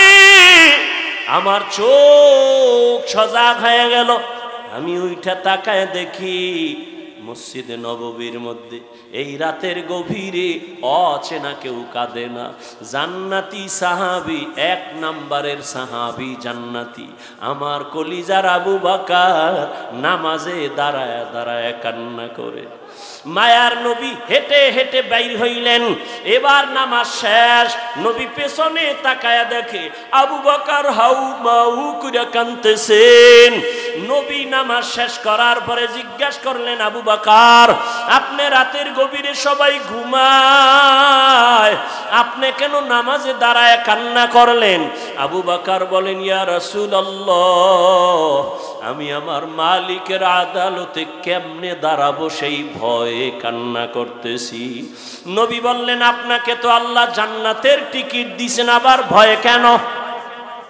আবু বকর বলেন ইয়া রাসূলুল্লাহ, যেই আল্লাহ আমাকে জান্নাতের টিকিট দিছেন আমার ভয় লাগে আবার না জানি কোনো আমলের দ্বারা আল্লাহ বেজার হইয়া টিকিট আবার ক্যান্সেল করে দিতে পারে, এই ভয়ে কান্না করি। কারণ নবী আপনিই তো বয়ান করেছেন হাসরের ময়দান হবে বড় ভয়ঙ্কর। যেই ভয়ঙ্করের কথা বলতে গিয়া নবী আপনি পর্যন্ত যার যার কান্না করেছেন, বুক ভিজায় দিছেন কান্না করে। কেমন ভয়ঙ্কর হবে হাসরের মাঠ। নবী আপনি তো বলেছেন জমিনটা হয়ে যাবে পুরা সমান, আল্লাহর আদালত হবে সিরিয়ার জমিনে বা আরাফাতের ময়দানে। জমিনটা সূর্যের নিচে এসে এবং তাপ দেওয়া শুরু করবে, সূর্যের গরমে জমিনটা হবে তামা। ও নবী আপনিই তো বয়ান করেছেন হাসরের ময়দানে সূর্যের গরমে জমিনটা তামা হয়ে যাবে। অন্যদিকে জাহান্নামের আওয়াজ।